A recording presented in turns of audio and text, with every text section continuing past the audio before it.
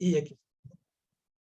Entonces nos habíamos quedado en la parte de reproducción, habíamos visto anteriormente esta cuestión de las estructuras de los seres vivos, habíamos visto esto, cómo funcionaba, habíamos visto en este caso el proceso de las plantas con la parte de la fotosíntesis, que es muy importante, habíamos visto cómo la fotosíntesis es indispensable para, por ejemplo, llevar nuestra vida. Sin la fotosíntesis simplemente no habría vida, ¿no? No tendríamos ninguno. El ciclo del carbono y el ciclo del oxígeno simplemente no existiría. Entonces decíamos que el culpable de la fotosíntesis en las plantas, en este caso, son estos organelos que vamos a ir teniendo aquí, que eran los cloroplastos, ¿no? Entonces los cloroplastos son los verdaderos héroes de la vida en el planeta, porque ellos son los que convierten el dióxido de carbono en oxígeno y son los que generan las condiciones para tener vida. Y luego también comentábamos algunas funciones de los seres vivos, en este caso, pero en el reino animal, y decíamos que una de las principales pues, es la respiración. ¿Por qué? Bueno, pues porque a partir de ella, pues es como nosotros podemos obtener el oxígeno, lo llevamos a los pulmones, todas estas venitas que tenemos ahí, las llevan a las células y luego las transmiten a la sangre y va recorriendo el oxígeno a través de nosotros. También el oxígeno lo obtenemos a través de los líquidos, ¿no? No nada más es a partir de lo que respiramos, a partir de los líquidos, porque recuerden que también tenemos agua, ¿no? En ello, ¿no? El agua el agua que se vierte y pues obviamente tenemos oxígenos en su composición. Entonces veíamos cómo era este proceso y cómo era la importancia de los pulmones, en este caso, su importancia de mantenerlos obviamente fuera de toda esta cuestión como del cigarro o veíamos como el COVID lo que va haciendo es que los va acabando, ¿no? Se los va terminando, los va contaminando y los va inflando, ¿no? Es decir, va haciendo que crezcan hasta reventar su función. Y por eso tienen que ponerles este intubamiento. En esta parte aquí les ponen el tubo este que les ponen, llega hasta esta parte de la laringe, pues obviamente para que estar generando la respiración, pero de manera artificial, ya no con los pulmones, ¿no? Y quedan descontextualizados. Entonces también, bueno, y esta era una imagen de todas las venas que tenemos ahí adentro y todos los vasos capilares que se contraen, ¿no? Que entra y sale, y la importancia de obviamente tener los pulmones pues obviamente muy sanos, ¿no? Veíamos también las funciones de la circulación, perdón, cómo tenemos esta distribución de venas, como las venas finalmente son las encargadas de ir y traer el oxígeno, purificarlo, transmitirlo y luego expulsarlo, ¿no? Entonces, obviamente, cuando tenemos estos procesos, tenemos dos grandes mecanismos. Uno que es el sístole, que es cuando trae, y el dístole es cuando sale. Y en función del examen, comentábamos que este es el punto importante, el punto a saber, ¿no? Luego veíamos también la nutrición, que es diferente a la alimentación. Son dos cosas diferentes. Una cosa es nutrir y otra cosa es alimentar. La alimentación es simplemente la ingestión de los alimentos. La nutrición es todo el proceso que lleva esto, ¿no? Es decir, desde el proceso de crear aquí en la digestión, de que se crea toda la comida que entra, ajá, luego se va entra una especie de laboratorio en el estómago, que lo que hace es, va a convertir los alimentos, las vitaminas, las enzimas, va a convertirlos en neurotransmisores que se van a ir después a nuestro cerebro, ¿no? Y también va a convertir energía, los carbohidratos, las grasas, en fin, toda esta cuestión de las biomoléculas se van a convertir aquí. Esto es un pequeño laboratorio y van a pasar también por vasos capilares para llegar a todo nuestro cuerpo. Obviamente tienen que irse procesando a través de ellas porque van pasando todos los elementos hasta finalmente desecharlos, ¿no? Entonces, eso también es muy, muy, muy importante. Entonces, obviamente, esta idea que tenemos muy importante de que somos lo que comemos es más que cierta, ¿no? Es muy, muy importante y es fundamental para podernos entender como, como lo que somos es obviamente viene de todos nuestros alimentos. Y después de esto veíamos el proceso de crecimiento. Decíamos que el proceso de crecimiento ha ido modificándose poco a poco, es decir, todos los seres vivos, desde los más básicos hasta los más estructurados, como en este caso el ser humano, tenemos este proceso de nacimiento, crecimiento, madurez, vejez, muerte, ¿no? Pero nuevos descubrimientos y modificaciones genéticas han hecho que este proceso sea cada vez más largo, es decir, que nos volvamos más longevos. Digamos, cuando surge el Homo sapiens sapiens, es decir, hace aproximadamente unos 100.000 años, el promedio de vida, es decir, era casi 30 años, es decir, morían a los 30 años y morían por pues, circunstancias muy variadas, desde ataques de animales, enfermedades, en fin, ¿no? Entonces su proceso era muy corto. Pero había una cuestión muy importante, es decir, también genéticamente hemos ido pasando, acuérdense la teoría de la evolución de Darwin, vamos pasando nuestros genes, en este caso, y se van adaptando también a las circunstancias del mundo que van teniendo. Entonces, por ejemplo, tenemos una tortuga que va a cumplir 200 años, por ejemplo, ¿no? Es el ser vivo más longevo que existe en este momento. Hay tiburones que tienen 150 años, o sea, los tiburones pueden vivir muchísimo. Por ejemplo, los perros tienen un proceso de crecimiento y muerte dependiendo de la raza, entre más chica, por ejemplo, un perro chihuahua puede durar hasta 20 años, pero un perro gran danés dura 7 años en promedio, o sea, entre más grande, menos años. Entonces, los seres vivos, perdón, los seres humanos, tenemos un promedio de vida de aproximadamente 80 años. Y también dependiendo de las circunstancias exteriores, es decir, como la economía, la salud, el tipo de país, en fin, todo lo que tenga que ver cómo influye en el exterior o en lo social. Entonces también vamos a tener que hay países que son más longevos, por ejemplo, Italia tiene un promedio de 85, 90 años. Por ejemplo, los hombres 85, las mujeres 90. México está entre los 78 y los 80, es decir, sus circunstancias son diferentes, y hay países como de África, como Etiopía, que el promedio de edad es, bueno, para los hombres es de 65, 70, ¿no? Entonces, ahí está. Y ahora muchos de los trabajos que se están haciendo de genética y nanotecnología y todo ese asunto, quieren que este promedio de vida pues cada vez se haga más largo y incluso poderlo alargar 200, 300 años y algunos como Elon Musk y Jeff Bezos, el dueño de Amazon, están buscando la fuente de la juventud, ¿no? O sea, que la gente no muera.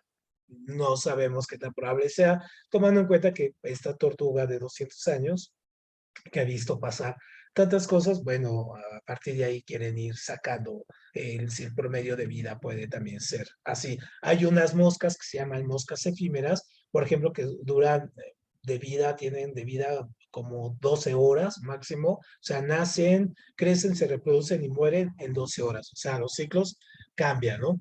Y otro de los ciclos que tenemos, muy importante, es este de la percepción y la coordinación, es decir, todo el sistema, en este caso, nervioso, que parte desde el cerebro, la médula, y llega hasta el sacro. Y entonces, obviamente, esta parte es como la parte, digamos, más importante. Incluso hay algunos científicos, algunos biólogos que hablan del mismo cerebro como el elemento que nos usa, ¿no? Es decir, todo esto es muy importante, pero necesita manos, pies y todo y todos los elementos, pues para poderse atribuir algunos elementos que le hagan sobrevivir. Es algo que le llaman la teoría del gen egoísta y del cerebro egoísta. Es decir, que realmente no somos seres humanos como tal, sino más bien es el cerebro ordenándonos, ¿no? Entonces, obviamente, este sistema, pues esto seguramente lo habrán escuchado, ¿no? Se divide en el parasimpático y el simpático. ¿Qué significa esto? Pues simplemente son los mecanismos, en este caso, de apagado y encendido de los estímulos. Por ejemplo, el parasimpático contrae las pupilas, pero el simpático las dilata. O sea, uno lo prende y otro lo apaga, ¿no? La salivación, lo estimula, la apaga, ¿no? Contrae los broncos, los relaja. Reduce el impulso cardíaco, lo aumenta, ¿no? O sea, este bypass que debe de haber como el sístole-dístole, ¿no? Sístole-dístole. Entonces, obviamente, es realmente el evento más importante porque sin él, pues prácticamente no funcionaría ninguno de los otros organismos. Muy bien. Entonces, el último punto de biología es la parte de reproducción. Y entonces, la reproducción, la habíamos adelantado un poco, podemos tener dos ciclos. Entonces, el ciclo de la reproducción celular solamente o el ciclo ya de la reproducción de los individuos, es decir, uno donde la célula se replica para reponer o para, digamos, renovarse, como las células de la piel que se caen y todo, pero vuelven a surgir, o el pelo, o cuando nos hacemos una herida, en fin. Pero hay otros organismos que se reproducen a sí mismos, ¿no? Entonces, bueno, para un poco entender los funcionamientos de la célula, entonces les voy a poner aquí este video de pequeño, son de los videos que están también en la plataforma, ¿no? A ver, nada más dejen compartir aquí el sonido para que lo tengan y subirle aquí un poquito al sonido, permítame, un segundo, aquí, y bueno, a ver, vamos a ver este pequeño video. Si no se escucha cualquier cosa, me avisan, ¿no? A ver, ¿dónde está el video? Aquí. Ahí está. Biología. Lección 2. La estructura celular y tipos de células. Contenido. Organelos, células procariontas y eucariontas. Las células están formadas internamente por distintos organelos.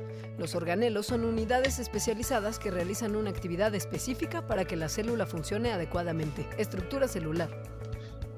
Veamos más a fondo los organelos que componen a la célula. A lo largo de las lecciones de biología veremos diferentes procesos en los cuales los organelos participan. Pared celular y membrana celular. La pared celular es la estructura que rodea la célula y la separa del exterior. La pared celular se presenta principalmente en bacterias y plantas. Por otro lado, la membrana celular se presenta en células animales, y aunque también separa la célula del medio, se trata de una estructura elástica y semipermeable formada por lípidos. Citoplasma. Es el espacio que se encuentra entre la membrana y el núcleo, en el que se encuentran localizados el resto de los organelos. Mitocondrias. Son los organelos que se encargan de la respiración celular, es decir, de la generación de energía. Ribosomas. Los ribosomas están encargados de la fabricación de nuevas proteínas a partir de información genética. Esta información llega en forma de ARN mensajero. Retículo endoplásmico. Es una estructura membranosa plegada que comunica al núcleo con la membrana. Existen dos tipos de retículos: el liso, en donde se sintetizan lípidos, y el rugoso, donde se sintetizan proteínas con ayuda de los ribosomas. Lisosomas. Son estructuras en forma de esferas que se encargan de digerir los desechos o agentes externos a la célula. Vacuolas. Las vacuolas son depósitos huecos en el citoplasma en donde se almacenan sustancias como enzimas o agua. Aparato de Golgi. Está ligado al retículo endoplásmico ya que recibe sustancias de él, las almacena, empaqueta y secreta. Núcleo. Es el encargado de almacenar, transcribir y transmitir el ADN, así como orquestar la división celular. Es el organelo más grande de la célula. Nucleolo. Se encuentra dentro del núcleo. Es una colección de ARN que se encarga de formar los ribosomas. Peroxisomas. Estos son parecidos a los lisosomas, ya que contienen enzimas que se encargan de realizar procesos oxidativos como la degradación del peróxido de hidrógeno. Centriolos. Este organelo tiene una estructura cilíndrica. Los centriolos participan activamente en la división celular y forman cilios y/o flagelos cuya función es permitir movilidad a la célula. Cloroplastos. Estos organelos solo se encuentran en células eucariotas, son exclusivos de las plantas. Contienen clorofila y se encargan de la fotosíntesis. Plástidos. También son organelos exclusivos de las plantas. Los plástidos contienen pigmentos que le proporcionan color a las plantas.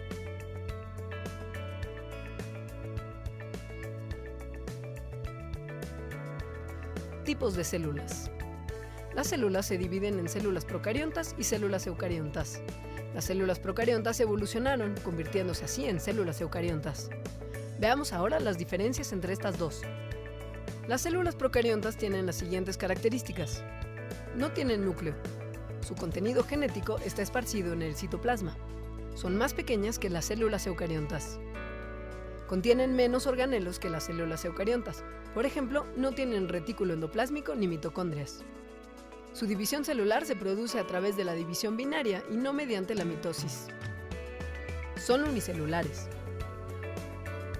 Las células eucariontas pueden ser de tipo animal o vegetal. Tienen las siguientes características. Su núcleo está delimitado por una membrana. Las células eucariontas son más grandes que las procariontas. Las células eucariontas tienen organelos más complejos y permanentes que las células procariontas. El ADN de las células eucariontas se ubica dentro del núcleo. Las células eucariontas se unen para formar organismos pluricelulares, es decir, organismos que contienen más de una célula. Repasemos el contenido de la lección 2. Aprendimos que la célula contiene varias estructuras funcionales llamadas organelos. Dentro de las funciones de los organelos están la generación de energía en las mitocondrias, la fabricación de sustancias en los retículos, ribosomas y aparato de Golgi, la degradación de sustancias en los peroxisomas y lisosomas, el manejo del material genético en el núcleo y nucleolo, entre otras. También aprendimos que existen dos tipos de célula, las procariontas, que no tienen núcleo, y las eucariontas, que sí tienen núcleo. Repasa el contenido de la lección resolviendo los ejercicios. Muy bien, perfecto. Entonces, eso queda claro. ¿Todavía tienen alguna duda con lo de la célula? ¿O ya Biología. quedó? Lección 5. Permítame que ya quedó ese punto claro ahí, Armando, Carla, Luis, Alondra. Yo todavía tengo bastantes dudas porque, bueno, no Dime. tanto dudas, pero sí em, no recuerdo bien ciertas partes de lo que es las partes de ¿cómo se llama? De ¿De la las célula? células. Ajá. Ajá. De hecho, acuérdate que el punto más importante, aquí deja ponerla el cuadro, el punto más importante de la célula y lo que les piden más en su examen son estos tres. A ver, vamos a poner aquí la gráfica. Ajá. Y de hecho, ahorita vamos a ver aquí, ¿no? En los que les preguntan así de ley es mitocondrias, ¿no? Que son las que producen la energía y son estas. Son estas que las vas a encontrar casi siempre en esta forma. Ok. Esa es una de las que te preguntan siempre, o sea, es la pregunta clásica. Esa, ¿no? El citoplasma, que es el líquido en el cual se encuentra nadando todas las partes de la célula. Ajá. La membrana endoplasmática, esta, que es donde circula, donde entran, en este caso, los nutrientes y también salen. El núcleo, que es donde se encuentra el ADN de las células, ¿no? Los ribosomas, que es donde se fabrican las proteínas como tal, y el aparato de Golgi, que es el excretor, es el que digamos, pone los desechos, ¿no? Entonces, aquí no confundir con los lisosomas y los ribosomas, ¿no? Porque estos obviamente son el aparato digestivo que se une al aparato de Golgi, o sea, estos van juntos, ¿no? Golgi con lisosomas. Pero los ribosomas son los fabricantes, en este caso, de las proteínas. Entonces, prácticamente son las partes que te preguntan en el examen. Es muy curioso porque en esta pregunta, por ejemplo, no te ponen bueno, no viene como tal relacionar los puntos, ¿no? Que vendría en otro examen, sobre todo en exámenes un poquito más complejos. Muy bien. De hecho, les mando la imagen y de hecho les voy a mandar el video, ¿no? También para que lo repasen y lo estén viendo las veces que sean, y está en la plataforma también, ¿no? Hay unos problemas de retraso con material, pero bueno, ya está casi por terminar. Pero esos son los puntos que hay que tomar en cuenta, Armando. Ah, ok, está bien, profe. Sí, Perfecto. es lo que tenía duda para poder pues, tomar apuntes bien y empezar a estudiarlo otra vez. Perfecto, sin problema. Sí. Tú sabes que todos los materiales ahí van a estar, ¿no? Entonces no se preocupen por esto. Muy bien, entonces aquí nada más dejar regresar. Aquí estamos. Y ahora, ya tomando en cuenta cuáles son las partes de la célula, entonces ahora hay que diferenciar, por ejemplo, entre estos procesos como el que vemos aquí en la imagen, ¿no? Donde vienen dos organelos, dos tipos de células diferentes, espermatozoide y óvulo, o cuando se reproducen las células del mismo tipo, ¿no? Entonces, aquí, déjame pasar para acá, este es el otro, ¿no? Que también creo que ya veamos. Listo, va. Biología. Lección 5. Reproducción celular. Contenido: mitosis y meiosis. Para que los seres vivos se mantengan en homeostasis, es decir, en un balance funcional, sus células deben de reproducirse constantemente. Esta reproducción implica la división de una célula en dos células hijas que mantienen el mismo ADN. Mitosis y meiosis. Existen dos principales procesos de división celular: mitosis y meiosis.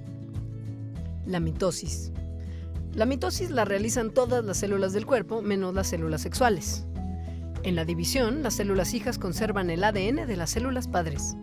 La mitosis se divide en 4 fases: profase, metafase, anafase y telofase. Veamos qué sucede en cada una de las fases de la mitosis. Profase.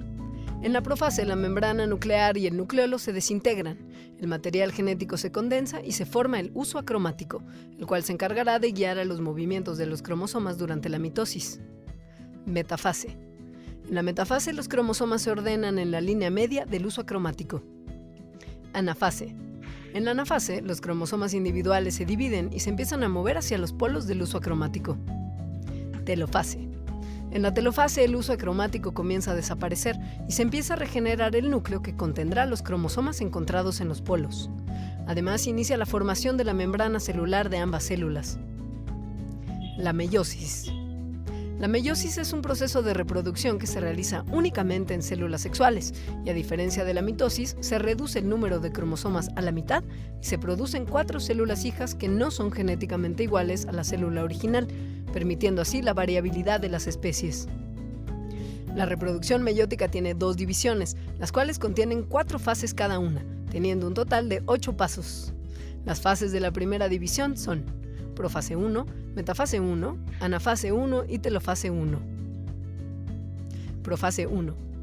En esta fase, al igual que en la mitosis, el material genético se condensa, el nucleolo desaparece y se forma el huso acromático. A diferencia de la mitosis, en la profase 1 de la meiosis, los cromosomas que contienen la misma información genética se entrelazan, formando 4 extremidades llamadas tétradas. Metafase 1. Las tétradas se alinean en la línea media del huso acromático. Anafase 1. Las tétradas se mueven hacia los polos del huso acromático. Telofase 1. En esta fase las células se dividen, el huso acromático desaparece y las tétradas se vuelven a alojar en el núcleo regenerado. Al terminar la telofase 1 se tienen 2 células que pasarán a la división meiótica 2. Esta división también contiene 4 fases: profase 2, metafase 2, anafase 2 y telofase 2. Profase 2. Es casi igual a la profase 1, en donde el material genético se condensa, el nucleolo desaparece y aparece el huso acromático. La diferencia es que en esta fase los cromosomas no se duplican. Metafase 2. Al igual que en la metafase 1, las tétradas se alinean en la línea media del huso acromático. Anafase 2. En esta fase, las extremidades de las tétradas se dividen y viajan hacia los polos de la célula. Debido a que no se replicaron los cromosomas en la profase 2, cada extremo tendrá la mitad del material genético. Telofase 2. En la telofase 2 se regenera el nucleolo, la membrana del núcleo y la membrana celular. Al final de la meiosis se tienen 4 células llamadas haploides, debido a que contienen la mitad del material genético de la célula padre. Repasemos los contenidos de esta lección. Aprendimos el concepto de reproducción celular que permite la división de células para mantener la homeostasis en los seres vivos. Vimos los dos tipos de reproducción celular, la mitosis y la meiosis. La principal diferencia entre estas dos es que la mitosis se realiza en las células somáticas y la meiosis en las células sexuales. Repasa el contenido de la lección resolviendo los ejercicios de... ¿Listo? Entonces, eso es como lo más claro. Entonces, la meiosis es la reproducción sexual, es decir, cuando surge un nuevo organismo, y la mitosis es cuando simplemente hay una regeneración de las células. Esa es la gran diferencia, y ese es un poco lo que viene en el examen, ¿no? Es decir, cuál es la gran diferencia entre esas. Y obviamente, aquí entramos al punto de los dos tipos de reproducción, tanto la sexual como la asexual. Entonces, obviamente, un poco como lo vemos aquí en el video, la reproducción sexual necesita dos individuos, es decir, dos gametos, el gameto femenino y el gameto masculino, ¿no? Llámese espermatozoide y óvulo.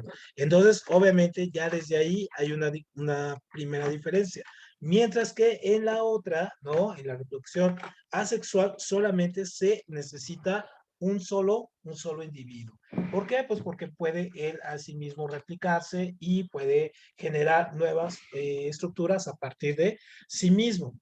Entonces, obviamente, los gametos reciben este nombre de espermatozoide y óvulo, ¿no? Aquí no tenemos gametos. Y entonces, obviamente, en la reproducción sexual vamos a tener que va a surgir un nuevo individuo, es decir, un híbrido de los dos primeros, que va a tener las características, en este caso hereditarias, de los genes dominantes, pero también de los recesivos o también del híbrido, según la cadena, en este caso de genética, o la cadena que vaya teniendo, como lo veíamos con Mendel. Y obviamente la reproducción sexual es la reproducción que más ha evolucionado en los seres vivos, y prácticamente la mayoría de los seres vivos tiene una reproducción de corte sexual, ¿no? Entonces son pocos, y ahorita vamos a ver algunos casos, los que necesitan o requieren la reproducción asexual, en este caso los vegetales y algunos organismos simples como organismos unicelulares. Entonces, obviamente, cuando hablamos de reproducción, por ejemplo, asexual, tenemos estos tipos. Por ejemplo, tenemos la fragmentación, como vemos aquí, ¿no? Que este es un tipo de reproducción que a partir de una pieza, por ejemplo, aquí se corta, tenemos la estrella de mar, se le corta un pedazo, y de ese pedazo se puede generar otro nuevo ser, idéntico, ¿no? Replicado. O sea, esta es la fragmentación. Ojo, porque esto sí también viene mucho en su examen, ¿no? Entonces, la fragmentación es esta, a partir de un pedazo se reproduce uno completo. Eso es muy importante. Y luego tenemos la gemación, que es una parte, esto se da en seres vivos, en este caso animales, y la gemación es un proceso muy parecido, pero que se da en vegetales o en plantas. Esa es la gran diferencia. Entonces, fermentación se da en este caso, animales, gemación en plantas. Y obviamente es lo que hacen muchas personas, de que se llevan un pedazo de una planta y luego llegan y la plantan en su casa, y a partir de ahí se reproduce. Entonces, obviamente, para la gemación hay muchos procesos, por ejemplo, los vientos, los insectos, algunos procesos de plantación que hacen que la gemación sea un proceso a través del cual, por ejemplo, se van reproduciendo los seres vivos, y han dado procesos como la agricultura. Entonces, obviamente, por eso también es muy importante la gemación en el proceso de reproducción. Cuando tenemos la reproducción sexual, tenemos la fecundación, en este caso interna, que es cuando el macho introduce, en este caso, sus gametos, en este caso en la hembra, o de manera interna, y se reproduce en la hembra, o en la fecundación externa, como aquí en los peces hemos visto, ¿no? Donde el macho, ¿no? Expulsa sus gametos, y a los huevecillos y se fecundan exteriormente. Entonces, obviamente, esto se da mucho en la parte de los peces, mucho, ¿no? Acuérdense que los peces no son mamíferos y la fecundación interna se da mucho, por una parte, en mamíferos y por otra parte también en algunas aves, en algunos insectos. Muy bien, entonces, obviamente los seres humanos, ¿no? Entonces, bueno, vamos a ver este otro último video sobre los tipos de reproducción. Biología. Lección 6. Reproducción a nivel organismo. Contenido.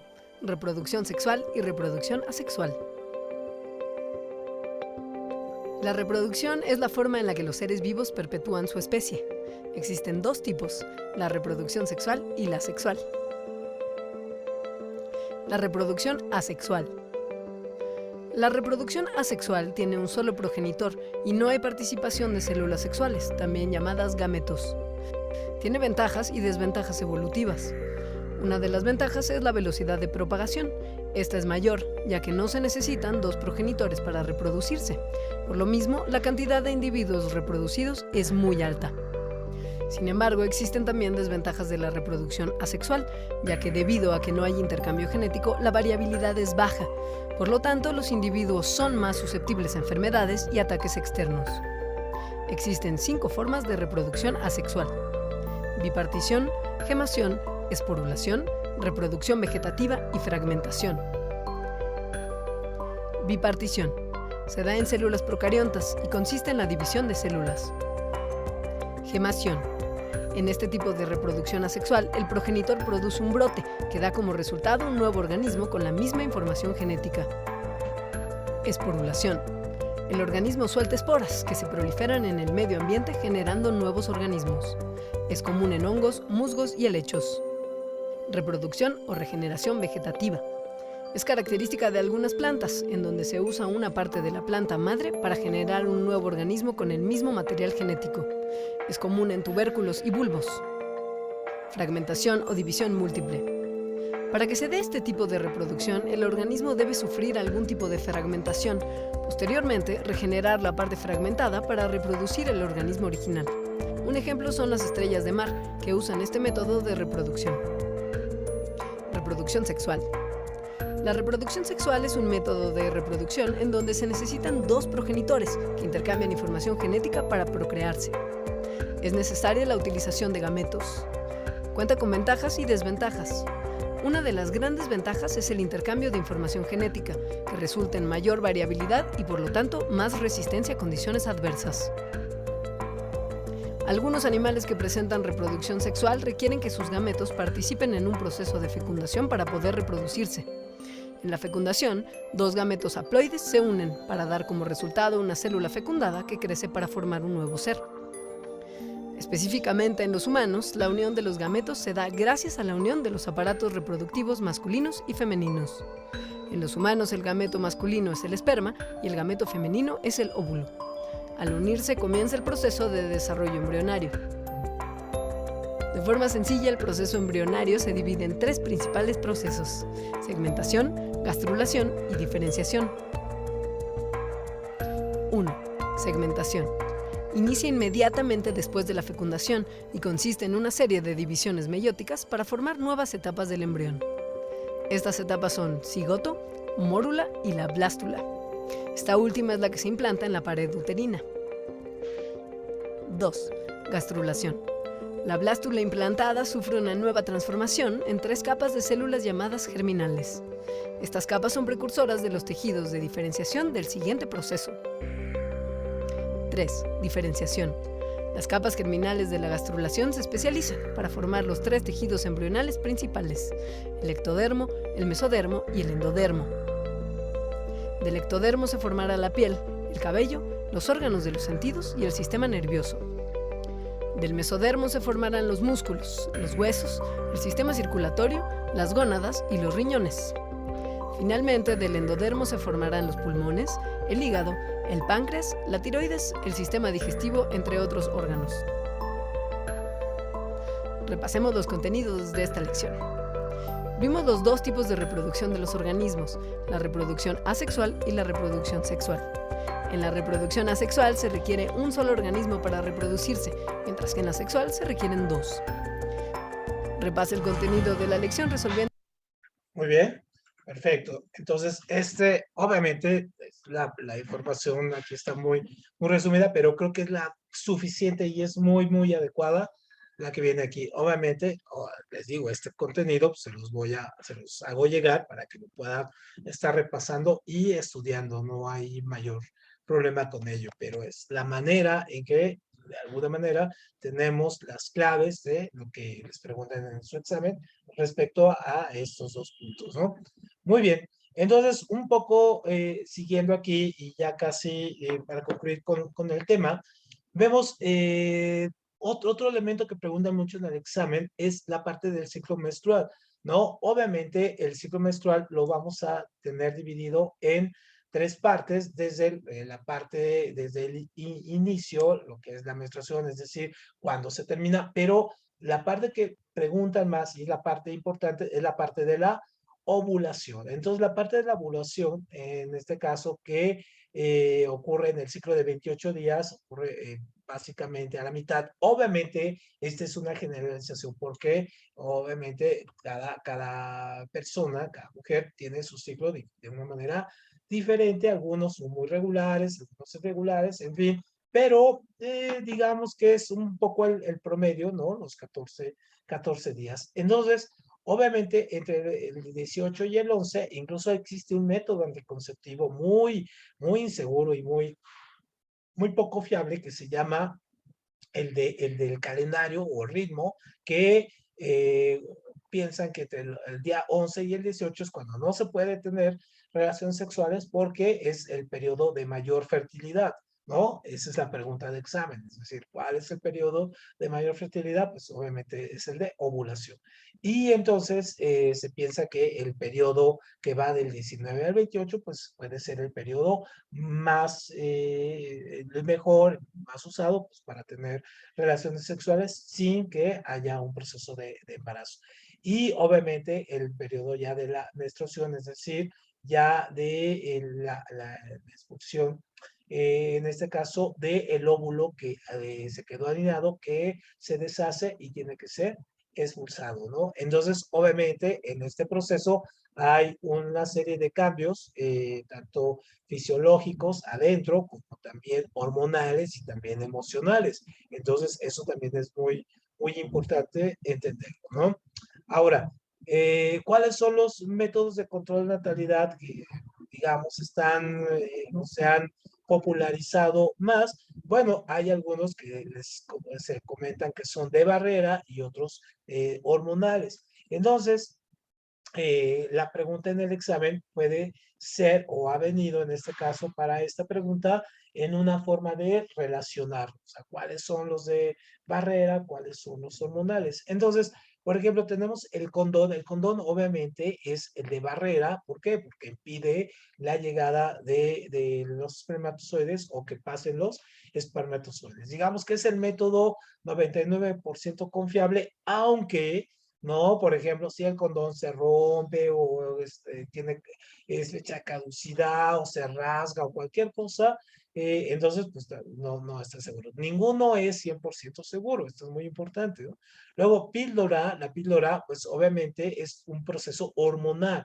¿Por qué? Porque lo que hace es prácticamente cambiar los ciclos hormonales, los ciclos de la menstruación y entonces obviamente si por ejemplo ustedes tienen sexo sin condón y la píldora pues no se puede embarazar, pero aquí viene la cuestión, todo este proceso de las enfermedades, ¿no? Que sean las enfermedades de transmisión sexual. Entonces, bueno, la píldora, que es un invento de un mexicano, por cierto, ¿eh? O sea, la píldora anticonceptiva se inventa en México y tuvo todo un proceso aquí para que se popularizara. Entonces, obviamente, pues esto no le evita, ¿no? El DIU y el implante también pueden considerarse, en este caso, métodos de barrera, porque ¿qué es lo que hacen? Lo que hacen es, por un lado, regulan la parte hormonal, pero también regulan la eliminación o eliminan a través de una serie de iones, eliminan lo que podría ser la parte espermatozoide como tal, ¿no? O sea, el óvulo lo eliminan, lo matan y se acaba.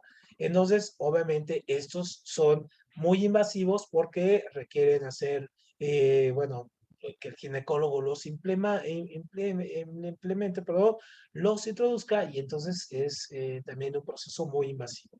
El diafragma es una especie de condón también porque existe el condón femenino, es muy parecido, que también se introduce y es de barrera, ¿no? El anillo también es uno que se introduce y también es uno de intrahormonal y de barrera. Y el que se ha popularizado mucho es el parche, que es hormonal, que es muy parecido como tener la píldora, pero aquí va dosificando, o sea, se pone en los brazos, ¿no? O en la pelvis, y entonces va segregando el contenido, en este caso de la que tendría la píldora, el contenido genérico, y lo va introduciendo a la piel a través de estas, desde la sudoración o los mismos procesos de respiración de la piel, ¿no? Entonces, obviamente, este se ha hecho muy, muy, muy popular. Obviamente, los naturales son estos que decía de los días que no se consideran fértil, que no es nada aconsejable, no es nada, nada aconsejable. Los quirúrgicos serían estos dos y este, ¿no? Los de barrera sería y los hormonales, el parche y la píldora, ¿no? Esos serían los métodos anticonceptivos. Y obviamente, esto también les preguntan en su examen, es lo que consideran como las enfermedades de transmisión sexual o ETC. Entonces, obviamente, digamos, enfermedad más popular, no la popular, sino la más que tiene la mayoría de la gente, pues es el virus del papiloma humano. Entonces, lo más curioso es que, por ejemplo, a las mujeres tienen síntomas de cuando tienen este virus, es decir, al ser un virus es muy difícil en este caso acabarlo, ¿no? Pero, por ejemplo, en las mujeres esto puede terminar, o más bien termina generando cáncer, en este caso en los ovarios o cáncer en el útero, y los hombres son asintomáticos, es decir, los hombres pueden pasar años sin tener ningún síntoma nunca, ¿no? Y estarlo transmitiendo. Entonces, existe una vacuna que para hombres y para mujeres para poder eliminar el virus, pero obviamente la mayoría de los hombres no se la ponen porque ni siquiera tienen idea de que exista, ¿no? Pero las mujeres sí, es la causa, una de las causas principales de el cáncer en mujeres, ¿no? Y obviamente de muerte también. Luego está la infección por el VHI, o sea, el SIDA, que es una enfermedad que surge en los 80 y que se popularizó, digamos, en sectores, en el sector de lo que le llama la comunidad LGBT, en fin, pero que ahora hombres y mujeres, independiente de su preferencia sexual, la pueden adquirir y ni siquiera por tener una relación sexual, incluso por una transfusión de sangre. La herpes, en este caso, se transmite, esta también se tiene mucho y esta se puede transmitir incluso desde la boca, es decir, a partir de tener este virus alojado en la boca. Entonces, también es muy, muy complicada y hace escarificaciones, pues, en la boca, ¿no? Y también en los genitales. Y estos hongos, el molusco y el candidiasis, también se da, no necesariamente como una enfermedad sexual, sino también se da como un hongo que puede surgir a partir de uso de ropa poco adecuada, el calor, el clima, haberse metido al agua, a un tipo de alberca o agua contaminada. La sífilis ahora es una enfermedad ya muy controlada, ¿no? Está en el siglo XIX, todos estos personajes como Alan Poe o Baudelaire o muchos artistas, Nietzsche, por ejemplo, el filósofo, murieron de sífilis, ¿no? Porque la sífilis se contagiaba y les duraba 10, 15 años, ¿no? Y los iba volviendo, los trastornaba, les daba demencia, es decir, no es una enfermedad que se mostrara tan obvia, ¿no? Tardaba también en surgir. Luego la clamidia, ¿no? También es una enfermedad que también se puede dar a partir de invasión por bañarse incluso con agua contaminada, ¿no? O usar ropa ajena, ¿no? La gonorrea, esta sí es una enfermedad de corte sexual bacteriana, ¿no? Por una mala higiene. Y esta se da prácticamente, hay tres tipos de hepatitis, la A, la B y la C. La B prácticamente la podemos contagiar directamente de una persona que la tenga, ¿no? Que tenga hepatitis, a partir de ahí la tiene en la sangre y nos contaminamos, ¿no? Y la tricomiasis también es una enfermedad que surge a partir de también una mala higiene femenina y se contagia en hombres y mujeres. Bueno, entonces con eso es la parte, o sea, es un poco lo que les piden en su examen es identificar por lo menos dos de este tipo de enfermedades de transmisión sexual entre unas cinco o seis opciones que ponen, ¿no? Identificar cuáles son las dos que son básicamente enfermedades de transmisión sexual, ¿no? Muy bien. Bueno, pues con esto terminaremos la parte de biología, ¿no? Y si tienen alguna duda, alguna cuestión, pues avísenme, díganme, podemos retomar algunas cosas. El próximo viernes empezamos con química, les hago llegar los materiales, les hago ya llegar la presentación completa y los videos y también acuérdense que vamos a ir haciendo ya test sobre algunos exámenes de simulación, ya de biología específicamente, porque ya es el tema final, ¿no? Muy bien, ¿algún comentario, Luis, Carla, Armando, Alondra? ¿Algo para terminar? Por mi parte, no, profesor. La verdad sí me quedó bastante claro. La única duda que Perfecto, tenía ya me la contestó hace un momento, entonces, pues no, ninguna, profe. perfecto, muy bien, gracias Armando. Alondra, sin dudas, ya quedó. De mi parte, tampoco, nada más sería estudiar un poquito más los nombres de las células, porque se me puede olvidar muy rápido ese pedacito o confundirlas. Entonces, nada más me faltaría como estudiar ese pedacito y ya. Perfecto, sí, ya con los materiales y con el video y con la clase grabada otra vez, pues ya lo vas repasando poco a poco, ¿no? Muy bien. De mi parte, ninguna, profe. Perfecto, Alondra. Muy bien. Bueno, pues les agradezco y tengan buen fin de semana. Nos vemos el próximo lunes y vamos a terminar también la parte de español. ¿Sale? Muy bien. Les mando tarea después al ratito ya con la clase y los materiales. Tengan buen fin de semana. Gracias, profe. Gracias, maestro, igualmente. Igual, nos vemos por acá. Bye bye.